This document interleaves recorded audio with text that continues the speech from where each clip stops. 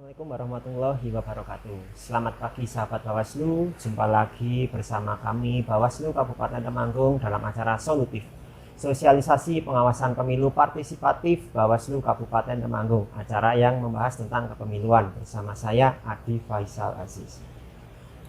Sahabat Bawaslu, pada kesempatan kali ini, di episode kali ini kita akan membahas satu tema yang tentunya tidak kalah menarik dari episode sebelumnya, yaitu identifikasi permasalahan pemilu dan pilkada dalam ranah sengketa, yang mana pada episode kali ini kita akan membahas mengenai perbedaan antara penanganan pelanggaran dan sengketa proses pemilu. Kemudian tema ini juga dimaksudkan untuk meningkatkan pemahaman dan kepada publik dalam mengidentifikasi masalah-masalah yang nantinya berpotensi timbul sengketa pada pemilu dan pilkada. Sahabat Bawaslu telah hadir di sini menemani episode solutif kali ini. Di sebelah kiri saya ada Koordinator Divisi Penyelesaian Sengketa Bawaslu Kabupaten Temanggung, Bapak Murti Anggono Esud. Selamat pagi Bapak, bagaimana kabarnya? Sehat selalu nih? Alhamdulillah sehat selalu. Kemudian di sebelah pojok kiri saya juga ada Ketua Bawaslu Kabupaten Temanggung, Ibu Erwin Nurrahmani Prabawanti Esa. Selamat pagi Bu, bagaimana kabarnya? Selamat pagi Mas, alhamdulillah baik juga. Sehat selalu ya? Alhamdulillah. Baik sahabat Bawaslu, langsung saja pada kesempatan kali ini kita akan bahas tema yang telah disebutkan di awal tadi, yaitu identifikasi permasalahan pemilu dan pilkada dalam ranah sengketa. Yang pertama, saya ingin bertanya ke Pak Murti terlebih dahulu ya, terkait identifikasi permasalahan sengketa antara peserta dengan peserta lainnya. Mungkin dapat diberikan pada publik bagaimana gambaran antara pengertian mengenai PSAP tadi itu sendiri. Oh iya. Bismillahirrahmanirrahim. Assalamualaikum warahmatullahi wabarakatuh. Pada sahabat Bawaslu dimanapun berada, ketemu lagi dalam Solutif. Mungkin ini edisi akhir tahun. Ini cukup menggembirakan bagi kita semua, termasuk diberi kesehatan di masa pandemi ini. Mudah-mudahan di tahun 2022 ini semakin lebih semangat. Ya Mas Adi, ketika kita bicara tentang pemilu, dalam hari ini adalah berkaitan dengan tahapan-tahapan pemilu, apalagi sebentar lagi pemilu serentak tahun 2024 akan dimulai, dan tentu saja tahapan-tahapan sudah akan dimulai. Yang menarik ketika kita bicara tentang identifikasi, di dalam pemilu itu juga banyak persoalan-persoalan kaitannya dengan pelanggaran, termasuk di dalamnya adalah sengketa itu sendiri. Kalau kita bicara tentang sengketa itu, sebelum saya menerangkan tentang PSAP, itu ada beberapa sumber sengketa yang menimbulkan. Apalagi di pemilu 2024 itu ada dua hajatan pemilu yang bersamaan, ada irisan. Satu, pemilihan umum yang sering kita sebut adalah pemilu, yang itu adalah pemilihan legislatif dan eksekutif, dalam hal ini adalah presiden dan wakil presiden. Kalau legislatifnya dimulai dari pemilihan Dewan DPR RI, DPRD provinsi dan kabupaten kota, dan juga pemilihan DPD RI. Nah, di dalam pelaksanaan itu juga bersamaan dengan, setelah itu bersamaan pada tahun yang sama itu ada pemilihan, dalam hal ini ada pilkada. Dan di Jawa Tengah, khususnya di Temanggung itu juga bersamaan dengan pemilihan gubernur, wakil gubernur, dan pemilihan bupati dan wakil bupati. Nah, kalau kita bicara tentang tahapan sengketa itu ada dua identifikasi yang perlu kita sampaikan, adalah sumbernya kan gitu. Yang menarik adalah ketika di pilkada ini, ketika sumber sengketanya ini ada yang menarik, dalam artian kalau di pilkada itu ada dari laporan, permohonan, dan juga temuan. Sementara kalau di pemilu hanya dari laporan atau permohonan dari kontestan. Nah, nanti kaitannya dengan PSAP, yaitu jadi sengketa itu ada dibagi, ada dua bentuk sengketa. Yang pertama adalah sengketa antara penyelenggara peserta, dalam hal ini kalau pilkada itu pasangan calon, bakalan calon, pasangan calon dengan penyelenggara, dalam hal ini adalah KPU. Kalau di dalam pemilu, yaitu kontestan pemilu, pemilu yang terdiri dari berapa agregat itu terhadap penyelenggara kan gitu. Nah, dari situ kalau yang antar itu antar peserta, jadi konsisten. Kalau di pemilihan adalah sengketa yang terjadi antar pasangan calon, mungkin dalam tahapan-tahapan tertentu, misal dalam kampanye dan lain-lainnya itu juga terjadi perselisihan. Nah, pada intinya ketika sengketa itu muncul karena kepentingan atau ada kerugian yang ditimbulkan karena suatu keputusan yang diambil oleh penyelenggara. Dalam hal ini kalau objek sengketanya misal katakanlah KPU di dalam penentuan memberikan berita acara maupun SK itu bisa merugikan salah satu kontestan, itu bisa menjadikan sengketa. Jadi intinya adalah SK keputusan KPU dan berita acara itu menjadikan objek sengketa gitu. Kalau bicara tentang antara penyelenggara yaitu jadi konsisten dengan penyelenggara dan KPU. Yeah. Baik Pak, terima kasih. Terkait identifikasi permasalahan sengketa tadi ya sudah disampaikan. Apakah ada perbedaannya antara penanganan pelanggaran dengan penyelesaian sengketa? Jadi di penanganan pelanggaran itu Pak, apa ada jenis-jenis pelanggaran yang ini? Ya tentu saja ada ya. Jadi setiap hajatan pemilu itu selalu saja karena diatur dalam undang-undangnya yang jelas dasar hukumnya. Pertama jelas pemilihan, dalam hal ini pilkada jelas undang-undangnya nomor 10 tahun 2019. Kemudian yang pemilu itu nomor 7 tahun 2017 dalam hal ini. Satu itu. Yang kedua terus tentang penanganan masalah harinya. Kalau di pilkada itu menghitung harinya dari kalender, kalau sementara di pemilu adalah hari kerja dalam hal itu. Artinya ketika dimunculkan sebuah persengketaan dalam ini ada pelaporan atau permohonan itu ketika permohonan dimulai. Kalau di pilkada itu sejak adanya permohonan atau temuan itu diproses. Kemudian kalau yang di pemilu ketika ada permohonan, jadi bedanya di situ. Baik Pak, terima kasih. Kemudian lanjut ke Bu Erwin. Nah, untuk pelanggaran gitu ya Bu. Pelanggaran itu kan ada pelanggaran administrasi, pidana, dan etik gitu Bu. Nah, dari pelanggaran itu apakah berbeda atau mungkin sama gitu Bu? Tapi kalau dari nama kan tentu saja berbeda. Mungkin sahabat Bawaslu perlu diberikan materi gitu Bu terkait perbedaannya. Ya, terima kasih sahabat Bawaslu. Jadi seperti yang namanya tadi ya, pelanggaran itu memang dibedakan ada 3 gitu ya.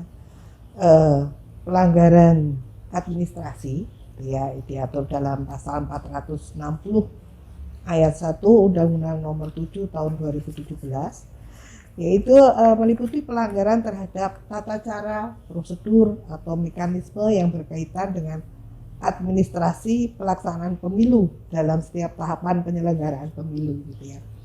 Jadi setiap tahapan itu kan tentu ada aturannya. Misalnya mekanismenya seperti apa, kemudian waktunya itu kan bisa jadi itu menimbulkan pelanggaran ketika itu tidak ditepati. Misalnya kalau pendaftaran partai politik harus ditunggu sampai jam 12.00 itu, sebelum jam itu kan tidak boleh ditutup. Atau setelah itu sudah tidak boleh lagi ada yang mendaftar gitu kan. Kalau misalnya ada yang tetap ngeyel daftar, nah itu bisa menjadi pelanggaran gitu ya. Kemudian pelanggaran pidana. Pelanggaran pidana juga ada aturannya dalam Undang-Undang 7 2017 ini terkait dengan pemilu ya. Di pasal 476 ayat berapa nih ya? 476 gitu ya. Perbuatan atau tindakan yang diduga merupakan tindak pidana pemilu dinyatakan oleh Bawaslu, Bawaslu Provinsi, Bawaslu Kabupaten Kota dan atau Panwaslu Kecamatan setelah berkoordinasi dengan Kepolisian Negara Republik Indonesia dan Kejaksaan. Jadi kalau untuk penanganan pelanggaran pemilu, pidana pemilu, jadi ketika ada laporan atau temuan akan dikaji dulu oleh dari anggota Bawaslu dulu, kemudian setelah itu koordinasi dengan kejaksaan dan kepolisian sebagai anggota dari sentra Gakumdu gitu ya. Karena memang aturannya seperti itu, di undang-undang diatur seperti itu, untuk tindak pidana pemilu harus melalui sentra Gakumdu. Kemudian pelanggaran kode etik ada di pasal 456 Undang-Undang 7 tahun 2017 tentang pemilu itu ya. Merupakan pelanggaran terhadap etika penyelenggara pemilu yang berdasarkan sumpah dan atau janji sebelum menjalankan tugas sebagai penyelenggara pemilu gitu. Jadi sebelum menjalankan tugas itu kan ada pengambilan sumpah gitu ya. Nah, itu di sumpah itu kan ada saya menjalankan dalam menjalankan tugas tidak boleh ABCDF gitu ya. Nah, itu dari situlah yang menjadi pijakan untuk menentukan yang dilakukan itu melanggar kode etik atau tidak gitu Mas kira-kira. Baik, jadi dalam saya tambahin sebenarnya Mas, kaitannya dengan pelanggaran ketika di dalam mekanisme ini teknis saja. Ketika di dalam tahapan pemilu itu kan ada istilahnya kan pengawasan. Dari hasil pengawasan apakah temuan atau laporan itu dimasukkan dalam form A dulu kan gitu. Ketika dalam form A nanti kita tadi disampaikan oleh ketua itu diplenokan dulu apakah itu masuk dalam unsur tindak pidana atau pelanggaran administrasi atau kode etik. Jadi dari di screening dulu di tingkat komisioner Bawaslu apakah itu larinya ke pidana atau ke administrasi atau ke kode etik. Termasuk di dalam irisannya ketika kita bicara tentang pelanggaran itu bisa jadi ketika ada sebuah pelanggaran itu juga irisan tipis dengan sengketa, persoalan dengan sengketa. Misal katakanlah gini, kalau kita bicara biasanya yang terjadi di tahapan kampanye kan gitu. Misal ada kasus ketika di satu kabupaten itu ada waktu pilkada kemarin ketika kita lihat evaluasinya itu ada persoalan kampanye, kebetulan si pasangan calon ini kebetulan ada pasangan calon lain yang relawan ya atau apa itu menggunakan atribut seperti kampanye kan itu, tapi jumlahnya hampir sama seperti kampanye itu sebetulnya kan ini jadi dua mata pisau ketika satu sisi bisa dijadikan pidana pelanggaran pidana apa ya titik temuan pidana karena itu kampanye di luar jadwal kan kena pasal kan gitu. Bisa jadi sebuah sengketa kalau dipersengketakan. Jadi itu.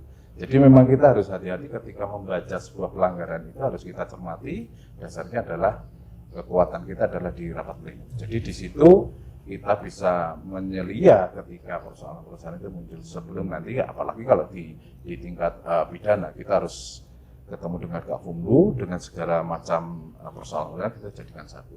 Jadi sesuai dengan jargonnya adalah kita menuju ke pemilu yang adil. Nah ini fungsinya di sini kita bisa memunculkan sesuatu itu ketika pas, tepat dan efisien kan gitu. Tambahan itu aja.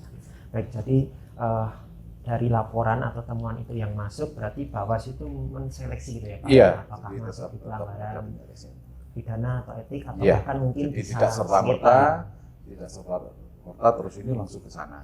Itu tugasnya Ibu Ketua juga ketika dalam ranah pengawasan ketika melihat dari temuan atau laporan bisa jadikan nanti dimasukkan dalam divisi penindakan ini untuk kita bahas kembali.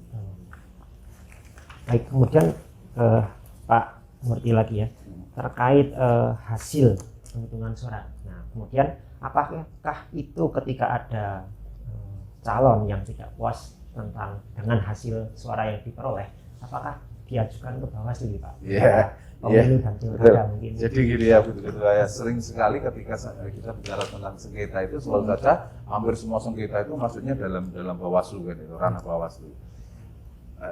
Nun sewu kalau orang awam mengatakan ketika ada sengketa pun termasuk hasil dari hasil suara itu masuknya Bawaslu. Ini itu adalah ranah MK. Karena jelas di Bawaslu itu dalam Undang-Undang Nomor 7 tahun 2017 itu kita hanya memproses pada sengketa proses pada tahapan kan gitu. Jadi berbeda sekali ketika bicara tentang hasil PHPU-nya kan gitu. Nanti itu ranahnya adalah ke MK. Jadi nanti peserta pemilu yang tidak puas terhadap hasilnya ini bisa mengajukan ke MK. Mungkin Bu Ketua bisa nambahin tentang persoalan hal itu ya. Jadi mungkin menambah sedikit, ketika nanti ada permohonan penyelesaian sengketa hasil, biasanya Bawaslu itu juga dijadikan sebagai terkait. memberi keterangan gitu ya. Memberi Karena dari keterangan. hasil pengawasan, maka tadi Pak Imung sempat mengatakan bahwa ketika melakukan pengawasan itu yang menjadi modal itu form A. Jadi form A itu kan ada tugasnya di mana, kegiatannya apa, kemudian Kronologis. apa yang terjadi. Jadi itu sebagai laporan dan itu yang menjadi apa ya, bekal ketika nanti kita menghadapi apapun. Gitu. Jadi seperti itu. Baik, jadi pada saat selisih hasil gitu, Bawaslu menjadi pihak Ya dimintai terkait. keterangan. Dimintai keterangan. Dasarnya adalah ketika nanti hakim itu kan memutuskan itu juga minta dari keterangan-keterangan dari Bawaslu. Proses itu sudah berjalan atau belum kan gitu. Misal katakanlah kalau kita bicara tentang tahapan awal, biasanya di awal-awal itu orang tidak nggak. Misal katakanlah daftar pemilih tetap dan lain-lain. Apalagi sekarang KPU sedang berproses sedang pemeliharaan itu. Sementara calon peserta pemilu atau partai politik yang akan menjadi peserta pemilu kadang-kadang belum nggak. Tapi ketika hasil sudah muncul itu menjadi dipersoalkan. Misal katakanlah itu terus kemudian persoalan-persoalan form C-nya salinan dari suara itu kan masih ketika dibutuhkan aja mereka bingung. Tapi ketika ini harusnya dia dimiliki kadang-kadang tidak tercover gitu. Padahal itu menjadi modal ketika di MK itu menjadi syarat permohonan. Apa yang dimohonkan ada selisihnya enggak gitu, harus secara rigid. Kira-kira gitu. Baik, terima kasih. Kemudian ke Pak Murti lagi, tadi sudah dijelaskan di awal sengketa itu ada dua, dengan antar peserta Dan dengan antara Iya. penyelenggara. Nah, kemudian dengan antara penyelenggara itu Pak, terkait subjek-objek mungkin juga dengan hasil putusannya itu bagaimana Pak? Oh, iya. Sengketa itu? Jadi kalau kita bicara tentang sengketa antara peserta dalam hal ini dengan antara peserta dengan penyelenggara, ini kan persoalannya kan objeknya yang jelas SK dan berita acara, itu aja. Jadi intinya yang membedakan dengan pelanggaran lain atau pelanggaran administrasi adalah ketika itu muncul SK maupun berita acara yang ditetapkan oleh KPU, dalam hal ini mungkin KPU di tingkat kabupaten kota, itu menjadi objek. Kemudian siapa saja yang bisa mengajukan kan gitu. Dalam hal ini kan kalau kita bicara dengan pemilu jelas dengan peserta pemilu termasuk bakal pasangan calon, kemudian calon presiden, wakil presiden, calon legislatif, politik dan lain-lain itu ada sekian kan. Kalau kita bicara itu di episode sebenarnya sudah ada secara rigid itu. Nah itu bisa mengajukan permohonan itu. Terus keputusannya ya, kalau kita bicara tentang keputusannya itu kalau di pemilihan dalam hal ini pilkada itu adalah keputusannya adalah mengikat semua pihak kan gitu. Terus kalau yang di pemilu itu adalah mengikat dan final, kecuali ada persoalan misal verifikasi partai politik, kemudian penetapan pasangan calon dan DJT itu beda. Nah, yang menarik adalah ketika proses musyawarah ya. Jadi bedanya kan gini Mas. Kalau kita mekanisme, kalau di divisi sengketa itu secara teknis semua kan gitu. Jadi kalau kita menerima temuan atau permohonan di pilkada dalam hal ini adalah mengajukan ke Bawaslu, kemudian kita seleksi lagi persis mekanismenya seperti yang tadi pelanggaran. Yang perlu kita mintakan apakah itu memenuhi semua syarat-syaratnya yang tertera dalam formnya yang pernah kita utarakan itu. Kalau itu sudah semua memenuhi objek maupun subjeknya, baru kita angkatkan. Kalau di pilkada dalam hal ini adalah musyawarah. Ada dua persoalan adalah musyawarah tertutup maupun musyawarah terbuka. Kalau bicara musyawarah tertutup adalah hanya mempertemukan para pihak, dua belah pihak dalam ini kan gitu. Jadi secara tertutup kita Bawaslu menjadi penengah. Dan itu sifatnya Bawaslu adalah sifatnya pasif, tidak memberikan opini, tidak memberikan masukan-masukan apa. Nah, kalau kita bicara masalahnya, misal katakanlah peserta pemilu dalam ini pasangan calon atau pasangan calon itu juga tidak mungkin menghadirkan sendiri kan, bisa didampingi oleh kuasa hukum. Cuma nanti fungsinya keterlibatnya pada musyawarah terbuka. Jadi bedanya ketika musyawarah tertutup itu hanya intern tertutup dan memang tidak boleh diliput sama sekali. Jadi hanya dinotolensi dan tidak boleh media masuk dalam hal ini, atau dari hal kerahasiaannya dilindungi. Intinya dari musyawarah tertutup pada tahapan pertama ini, semoga mencapai kemufakatan untuk mencari solusi dari persoalan-persoalan sengketa yang ada. Kalau itu tidak ada kesepakatan, berarti naik ke musyawarah terbuka. Musyawarah terbuka ini seperti halnya kalau di pemilu itu adalah sidang adjudikasi kan gitu. Kita mempertemukan dua pihak, termasuk dalam hal ini kalau pemohon ini menggunakan jasa advokat bisa dimasukkan itu. Nah, kalau di pemilu ini sebenarnya sebutan mekanisme sama, cuma sebutannya berbeda. Kalau di pemilu ini sifatnya mediasi. Jadi dipertemukan kedua belah pihak, Jadi kita mediasi sebagai itu tetap musyawarah. musyawarah, Gitu ya. sebenarnya gitu. Cuma Judulnya dibedakan, aja beda. judulnya beda. Terus kalau di mediasi kita sebagai mediator itu tidak memenuhi kesepakatan, juga naiknya ke sidang adjudikasi. Nah, terus yang muncul gini, misal katakanlah, misal termohon itu tidak hadir kan gitu, tidak hadir, misal di pilkada itu, misal pasangan calon itu mengajukan permohonan ke Bawaslu untuk menyampaikan ke penyelenggara bahwa ada kerugian-kerugian yang dia diterima karena keputusan atau berita acara itu.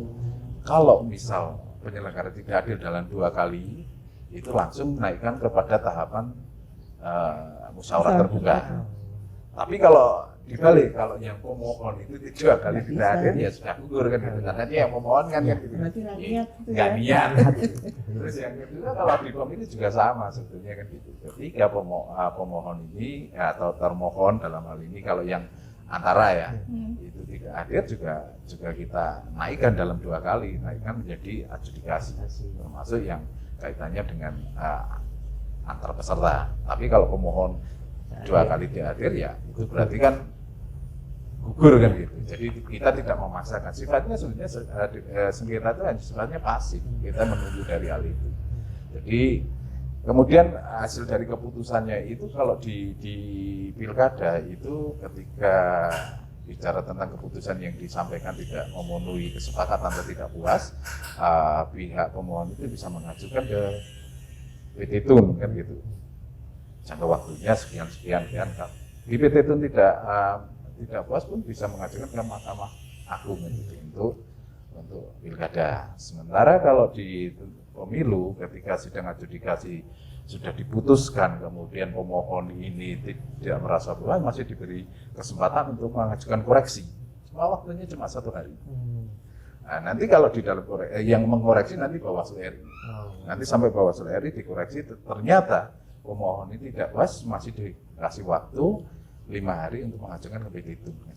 Kalau di Temanggung sekitar di Surabaya ya kantornya kan gitu. Jadi bedanya di situ. Jadi penyelesaian sengketa itu tidak murni, sebetulnya tidak murni pada Bawaslu, melibatkan di beberapa lembaga lain.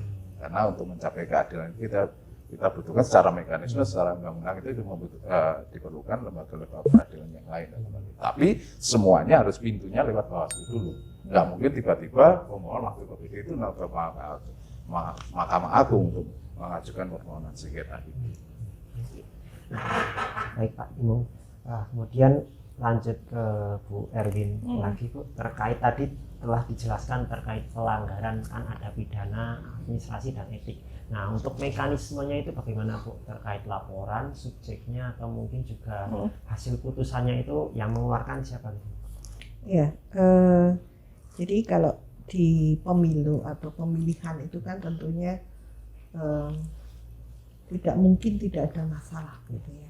Masalah kan tadi itu ya, dari sengketa itu yang sengketa antar peserta, sengketa antara peserta dengan penyelenggara, kemudian yang terakhir itu sengketa tentang hasil ya, pemilihan umum ataupun pemilu.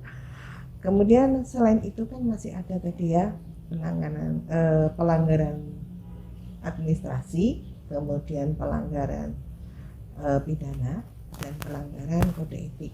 Jadi itu masalah yang timbul. Kemudian itu akan masuk ke dalam divisi yang lain, gitu ya, divisi penanganan pelanggaran. Gitu ya. Di situ karena itu bukan ranahnya sengketa, gitu, tentu, tapi tetap harus diselesaikan. Kan tidak boleh ada ada laporan masuk terus dinilai itu tunggonku gitu kan. Malah nantinya kena kode etik. Kita yang kena kode etik gitu ya. Jadi untuk pelanggaran administrasi, kode etik dan pidana itu kan tentunya sebelum ditindaklanjuti itu kan ada proses gitu ya. Ada kalau dari pelanggaran administrasi dan pidana itu bisa melalui 2 temuan, kemudian juga laporan. Kalau temuan itu hasil aktif dari penyelenggara pemilu dengan form A itu kan tadi pengawasan tahapan apa, kemudian apa yang diawasi, di situ ada apa saja. Kemudian di bawah itu mungkin ada, bukan mungkin ya, bisa jadi di situ ada temuan indikasi pelanggaran administrasi, pidana itu kan ada. Nah, untuk maju bisa ditindaklanjuti, balik lagi tadi ya, dengan adanya pleno. Kita bahas di situ sudah lengkap belum syarat formil dan materialnya. Jadi tentang identitas termohon, pemohon, atau kalau tertemuan ya sing melakukan pelanggaran sopo, siapa namanya, kemudian alamatnya sebagai apa gitu kan. Kadang-kadang dulu sering ya itu ada pelanggaran, misalnya ada bendera dibakar, iya sih ada perusahaan, tapi sing bakar sopo kan nggak tahu, sing melanggar sopo. Nah itu kan tidak bisa ditindaklanjuti meskipun gue bendera tuh protes. Oh yora nomor sing ngopo duduk wis bekas bakar itu dulu pernah ya Pak Imo. Atau alat peraga di suwek-suwek. Nah, itu kan dulu sering. Lapor ya sing meruh ya sopo gitu ya. Kalau misalnya ada yang meruh, tadi lihat, tapi lihat wis suwek, bukan lihat nyuwek. Ya, itu kan beda gitu ya. Kemudian syarat materialnya, perbuatan apa gitu ya, yang diindikasi pelanggaran, masuk pelanggaran. Kemudian cerita niki gitu ya, bagaimana, di mana tempatnya, itu kan mungkin pelanggarannya di Temanggung, Kecamatan Temanggung, Kabupaten Temanggung. Dulu ada misalnya pemasangan alat peraga kampanye pilkada Temanggung, pemilihan Temanggung, Bupati Temanggung. Tapi ini masa di misalnya seberang jalan, dia masangnya di sebelah Kendal, gitu kan berbatasan. Itu melanggar pora, gitu ya, gitu ya. Itu jadi tempatnya. Kemudian waktu pelanggarannya kapan? Indikasi pelanggaran. Karena itu berkaitan dengan kadaluarsa. Satu, penanganan pelanggarannya untuk membedakan yang tadi pemilu dan pemilihan. Kalau pemilu 3+2, kemudian yang pemilu ya, pemilihan 3+2, untuk pemilu 7+7. Beda hari, yang pemilihan hari kalender, untuk pemilu hari kerja gitu kan. Kalau hari kalender itu kan hari Minggu, hari apa itu masih. Jadi waktunya pendek banget ya untuk menyelesaikan. Tapi kalau hari kalender kan hari kerja kan Senin sampai Jumat. Tanggal apa ya perai gitu kan, seperti itu. Itu Mas.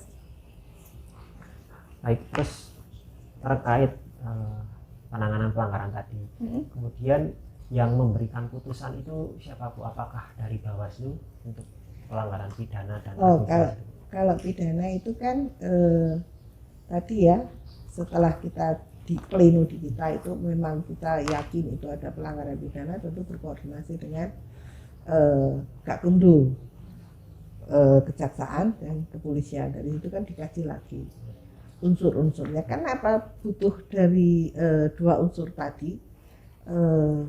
Mungkin dasarnya karena penyelenggara pemilu kan tidak semua ya berasal dari latar belakang pendidikan dari hukum. Itu kan untuk menguatkan. Karena apa? Berkeadilan. Jadi hukum itu kan harus bisa memberikan keadilan, kepastian hukum, kemudian juga 1, 2, 3 sini lagi gitu ya. Jadi ada 3 itu ya. Jadi itu.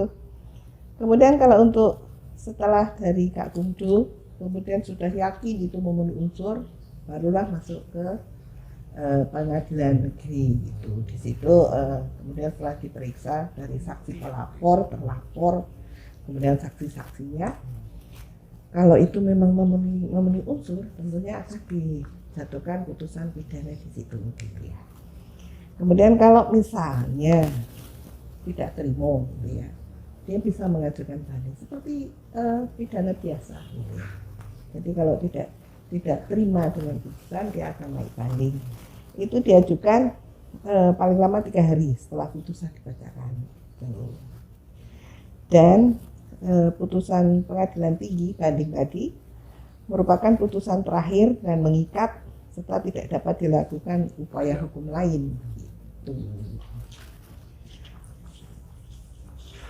Kemudian kalau untuk administrasi, objeknya perbuatan atau tindakan yang melanggar tata cara, prosedur atau mekanisme tadi ya, berkaitan dengan administrasi pelaksanaan pemilu dalam setiap tahapan penyelenggaraan pemilu. Ini kan yang jadi acuan PKPU. Itu kan di PKPU kan setiap tahapan itu ada aturannya, dipatuhi atau tidak. Nah dari situ ada pelanggaran-pelanggaran gitu ya.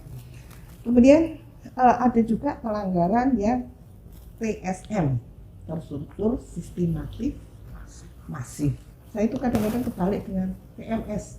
Kalau di pengawasan itu kan membocornya tetapnya TMS, tidak memenuhi syarat. Nah itu sok balik-balik gitu ya. Jadi objeknya perbuatan tindakan yang melanggar tata cara tadi ya, atau mekanisme yang berkaitan dengan administrasi pelaksanaan pemilu dalam setiap tahapan yang terjadi secara terstruktur, sistematif, dan masif, dan atau perbuatan atau tindakan menjanjikan atau memberikan uang atau materi lainnya untuk mempengaruhi penyelenggara pemilu dan atau pemilih yang terjadi secara struktur, sistematif, dan masif. Ini terkait lebih banyak ke pidana ini ya, money politik ya kalau ini kan ini. Jadi ketika bisa memenuhi TSM balik toh ya gitu ya, itu bisa menggugurkan gitu ya, menggugurkan calon terpilih gitu. Kemudian dalam pelaporan pelanggaran administrasi pemilu dan pelanggaran administrasi pemilu TSM itu sebetulnya sama ya, warga negara Indonesia yang mempunyai hak pilih, kemudian peserta pemilu dan atau pemantau pemilu. Warga negara Indonesia gitu ya, umurnya 17 tahun belum tentu punya hak pilih. Misalnya TNI Polri itu kan nggak punya hak pilih gitu ya, atau yang sedang dicabut haknya. Polisi itu kadang-kadang TNI Polri melihat pelanggaran apapun gitu kan, dia nggak bisa melaporkan, paling memberikan informasi awal gitu ya. Nanti kita yang melakukan investigasi jadi temuan gitu. Kita pernah juga seperti itu ya di Temanggung. Kemudian terlapornya pelanggaran administrasi pemilu ya, peserta pemilu itu calon anggota DPR, DPD, DPRD provinsi, DPRD kabupaten kota, pasangan calon tim kampanye atau penyelenggara pemilu. Penyelenggara pemilu ya tetap bisa melakukan salah, kita juga salah. Kalau untuk penyelenggara itu malah lebih banyak ininya ya. Iya.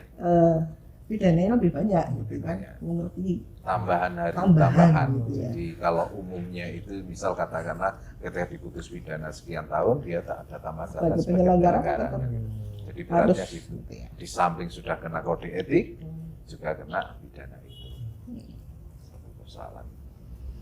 Kemudian Bawaslu memutuskan laporan dugaan pelanggaran administrasi TSM mempertimbangkan alat bukti yang ditemukan dalam pemeriksaan. Kalau TSM gitu ya, TSM itu Bawaslu Kabupaten Kota tidak punya kewenangan gitu ya untuk menyelesaikan, jadi karena harus dinaikkan. Gitu. Kan nggak mungkin kita menilai yang setara gitu ya, memang bukan kewenangannya gitu ya. Kalau untuk pelanggaran administrasi biasa gitu ya, sebelum memutuskan itu harus mempertimbangkan alat bukti dalam sidang pemeriksaan gitu ya. Kalau tidak ada alat bukti ya memang repot. Alat bukti saksi itu kadang-kadang itu yang memang repot gitu. Kadang-kadang saksi itu untuk laporan pelanggaran biasanya saksinya lebih. Si lapor kadang-kadang lebih terus nongkon liyo gitu kan. Padahal kalau saksi itu kan harus memang sudah benar-benar krungu weruh gitu ya, kemudian tidak mengalami sendiri. Kemudian putusan tadi diambil dalam rapat pleno, pengambilan keputusan yang bersifat tertutup. Jadi ketika melakukan pleno untuk menyelesaikan pelanggaran itu dilakukan dalam rapat pleno tertutup. Kemudian ditandatangani oleh ketua dan anggota majelis pemeriksa serta sekretaris pemeriksa, dibacakan dalam sidang yang bersifat terbuka dan umum. Ya supaya orang tahu kan memang harus dibacakan secara terbuka. Ya mungkin tambahin Mas yang kaitannya dengan produk hukum tadi, yang kaitannya dengan siapa yang memutuskan itu. Kalau di dalam Undang-Undang Nomor 10 Tahun 2016 itu kan sifatnya bahwa sudah hanya merekomendasikan administrasi, misalkan katakanlah ada pelanggaran administrasi yang dilakukan oleh peserta pemilu. Kita merekomendasikan kepada KPU untuk menindaklanjuti. Jadi misal ada pemasangan alat peraga dan lain tidak memenuhi persyaratan yang sudah ditentukan, kita merekomendasi ada pelanggaran. Jadi yang sering muncul di masyarakat dan selalu dilihat oleh masyarakat itu ketika penerlibatan alat peraga kan gitu. Itu yang menjadi persoalan, sebenarnya bukan esensial tapi menjadi persoalan-persoalan yang penting. Itu bisa kadang-kadang bisa memunculkan sebuah sengketa. Nah, oleh karena itu persoalan-persoalan di pemilu, apalagi kita sebagai badan pengawas itu mengawasi, menindak dan melakukan persoalan-persoalan itu disesuaikan dengan tahapan-tahapan, sehingga ketika pada tahapan-tahapan itu tidak ada residu ketika pada tahapan berikutnya. Konyol lagi kalau ketika prosesnya belum selesai tapi tiba-tiba sudah melampaui, itu kan juga menjadi persoalan bagi peserta pemilu. Jadi beban sendiri, misal katakan harus pada tahapan ini masih terganjal oleh tahapan sebelumnya yang belum diselesaikan. Nah, makanya kami dari Bawaslu juga melakukan hal yang efisien itu kaitannya tidak mengganggu pada tahapan selanjutnya.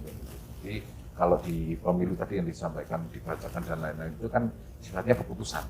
Kalau di pemilu ya, Bawaslu memberikan sebuah produk keputusan yang harus dilaksanakan oleh pihak yang terkait itu. Kalau kaitannya dengan pemilihan itu ada merekomendasikan, masih sifatnya masih kayak yang lama kan gitu. Kita hanya menyelia, kemudian tinggal merekomendasikan ke KPU, kemudian kalau ini pelanggaran di luar tahapan itu bisa katakan ke pihak terkait, misalnya ya netralitas ASN itu ke pihak ke komisi ASN dan lain-lain. Jadi tetap melibatkan lembaga lain yang kaitannya dengan bukan ranah kita hanya menyelia ini.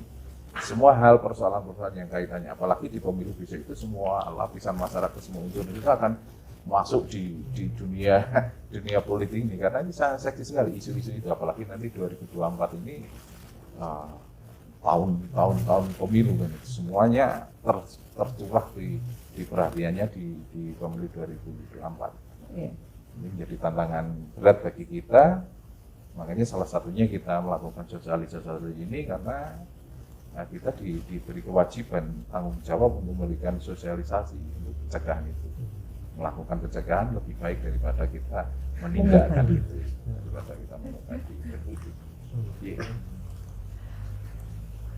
Baik, jadi pada dasarnya tuh Bawaslu menggandeng beberapa lembaga untuk dapat kerjasama tentunya. Terkait tadi juga ada netralitas ASN. Iya, termasuk isinya. Jadi yang memang tidak bisa lepas, misalnya bukan ASN, kemudian TNI Polri, kemudian catatan sipil, banyak gitu ya, yang sebetulnya banyak lembaga yang bisa kita gandeng terkait dengan kepemiluan. Baik, terima kasih. Mungkin dari Erwin ingin menambahkan sedikit tentang penyempurna materi yang telah kita sampaikan kepada sahabat Bawaslu. Ini mungkin nambah sedikit ya, tadi yang TSM tadi gitu ya. pelanggaran administrasi pemilihan TSN itu meliputi kecurangan yang dilakukan oleh aparat struktural, baik aparat pemerintah maupun penyelenggara pemilihan secara kolektif atau secara bersama-sama. Jadi kadang-kadang penyelenggara pemilu juga tetap namanya juga manusia gitu ya, ada nakal-nakalnya juga gitu, dan kadang-kadang nakalnya itu terstruktur gitu ya, kayak dewe gitu, karena itu terstruktur ya. Jadi ketika dia punya kesempatan, punya jalur gitu ya, itu. Kemudian juga oleh aparat pemerintah gitu ya. Kemudian direncanakan secara matang, tersusun, bahkan sangat rapi. Nah itu sangat rapi, kalau saking rapinya itu untuk apa, membuktikan gitu ya memang roto angel gitu ya. Kemudian dampak pelanggaran sangat luas dan pengaruhnya terhadap hasil pemilihan, bukan hanya sebagian. Dari ketiga itu mungkin yang paling susah itu pembuktian itu ya, pembuktian strukturnya. Biasanya kan ngalakoni kesalahan itu mesti umpet-umpetan, itu namanya terorganisasi itu ya memang agak ini ya, rapat karena rapi gitu ya. Jadi kadang-kadang ada laporan pelanggaran banyak sekali. Kalau menurut masyarakat kan itu kan sudah memenuhi, tapi ya itu saya lapor ya memang banyak. Tapi ketika tadi ya lewat kajian-kajian, lewat pleno, ternyata tidak bisa semua. Karpe orang tuh ya, karpe kita juga gitu ya. Kalau ada pelanggaran ya bisa wis rampung kabeh gitu. Tapi kan kita nggak bisa lepas dari regulasi, nggak boleh lewat gitu ya. Kadang-kadang wes toko dicekal, ya emang kucing cengkiwing gitu ya. Gitu ya. Kemudian kalau pelapor dalam penanganan pelanggaran administrasi tadi ya, WNI yang punya hak pilih pada pemilihan setempat. Dia punya hak pilih, misalnya pemilihan di Kabupaten Temanggung. Dia punya hak pilih, tapi dia bukan warga Temanggung. Tetap raiso, gitu. Meskipun dia lihat, ya paling dia bisi koncone gitu ya. Kemudian pemantau pemilihan yang terakreditasi di KPU provinsi atau KPU kabupaten kota sesuai dengan wilayah pemantauannya. Peserta pemilihan, tim kampanye, peserta pemilihan yang didaftarkan kepada KPU provinsi dan atau kabupaten kota, Bawaslu kabupaten kota. Karena kenapa Bawaslu kabupaten kota itu bisa melaporkan? Karena dia tidak punya kewenangan untuk menyelesaikan ya, dari mungkin temuan-temuan tadi gitu ya. Ini ada sedikit beda gitu ya. Kalau pemantau pemilihan pada pemilihan gitu ya, itu lewatnya KPU. Tapi untuk pemilu lewatnya di Bawaslu. Dan untuk pemilihan kemarin, pemilu kemarin ya, pemilu kemarin tuh di Temanggung tidak ada satupun. Ya. Kalau di Pilkada juga. Kemudian dalam terapornya, kalau pemilihan ya calon gubernur, wakil gubernur, calon bupati dan calon wakil bupati, calon wali kota, calon wakil wali kota. Kemudian secara perorangan itu calon gubernur sendiri, wakil gubernur sendiri, calon bupati sendiri, calon wakil bupati sendiri, ya. Kemudian putusan atas laporan pelanggaran administrasi pemilihan TSN ditandatangani oleh ketua dan anggota Bawaslu provinsi, jadi di atasnya. Jadi di pilkada itu penanganan administrasi TSN-nya itu ditandatangani oleh Bawaslu provinsi, sedangkan di pemilu itu di Bawaslu kabupaten gitu. Ya mungkin nambah sedikit, mungkin nanti periode berikutnya gitu ya. Ada perubahan atau dari, tidak kan? Jadi kita apa selain sengketa tadi gitu ya, mungkin besok yang masuknya domainnya penanganan pelanggaran, sengketanya ganti sing nambah gitu ya. Jadi split gitu ya. Ya artinya gitu. Gini, sejauh ini ketika undang-undangnya belum berubah dalam hal untuk menghadapi pemilu 2024 ini, kita masih menggunakan mekanisme yang ada, termasuk produk-produk hukum turunannya, sehingga misal katakanlah di dalam sengketa itu juga ada, di pilkada itu ada di dalam aturan hukumnya ada temuan kan, ini jadi suatu polemik juga kalau kita tidak bisa memilah dan memilih, karena mungkin menurut hemat saya ketika temuan itu dijadikan sebuah media, ketika itu jangan sampai bisa menggeremboko supaya misal katakanlah ada seperti api biar jangan sampai membakar seluruhnya, sehingga bisa jadikan teman untuk bisa diredam supaya karena ini tidak menyangkut persoalan-persoalan pelanggaran administrasi, pelanggaran pemilu, beda dan gitu, sehingga ada semacam pencegahan yang bisa dilakukan sedikit mungkin. Tapi pada prinsipnya ketika pelanggaran itu terjadi itu juga kaitannya mungkin banyak persoalan-persoalan yang terjadi, misal katakanlah peserta pemilu tidak memahami tentang tata aturannya, terus dia tidak mengupgrade, terus kemudian apalagi produk-produk turunan hukumnya, misal PKPU-nya yang begitu rigid, setiap tahapan selalu muncul tambah SE dan lainnya, itu belum tersosialisasikan sehingga peserta pemilu masih menggunakan aturan yang lama, ternyata peraturan yang baru sudah dimunculkan. Ini menjadi apa ya, persoalan-persoalan yang terjadi di lapangan kan gitu. Dan khusus untuk Bawaslu juga harus mengupgrade sendiri, kita harus selalu memantau terus persoalan-persoalan, apalagi kita bicaranya adalah normatif. Kita tidak bisa memberikan opini apapun, hanya kita melaksanakan secara normatif. Opini pribadi tidak boleh memasukkan di dalam persoalan saya. Cuma persoalannya nanti kalau kita bicara tentang pleno itu, kita bisa memberikan argumen dengan kapasitas masing-masing kan gitu. Jadi tinjauan-tinjauannya itu, sehingga nanti keputusan yang diambil oleh Bawaslu itu betul-betul keputusan Bawaslu murni, dalam artian bisa menegakkan keadilan itu, bisa memberikan pelayanan keadilan bagi seluruhnya, walaupun ada persoalan lain. Artinya ketika ketidakpuasan juga ada kanalnya kan itu, sehingga sudah diberikan kanal masing-masing, sehingga persoalan pemilu itu selesai, pada pemilu itu selesai, semuanya selesai, tinggal kita menikmati hasil dari pemilu tanpa ada eksesnya kan gitu, persoalannya gitu. Berarti penting juga bagi peserta pemilu ya Pak untuk mengupdate. Oh iya jelas, karena dia akan menjadi corone apa di hajat itu, dia jadi nganten ya, jadi aktor. Dia akan menebarkan pesona, akan memberikan, karena ujung-ujungnya kan untuk minta simpati kan gitu. Ketika orang-orang yang sudah mendapatkan simpati, dia juga akan mengedukasi kepada masyarakat bahwa peserta itu juga mengikuti tata aturan yang sudah dijalankan kan gitu. Persoalan ada gesekan dan lain itu kan memang dinamika politik kan gitu. Iya. Baik, mungkin ada closing statement dari Pak Imo untuk sahabat Bawaslu. Ya, mungkin ini di akhir penghujung tahun yang pertama kami ucapkan banyak terima kasih atas nama Bawaslu Temanggung yang sudah mengikuti channel YouTube Bawaslu Temanggung. Kepada sahabat Bawaslu dimanapun berada, mohon maaf apabila di konten-konten yang sudah atau sedang kita lakukan ini banyak kendala-kendala mungkin tentang gambar, tentang suara dan lain-lain, ini karena memang keterbatasan kita. Yeah.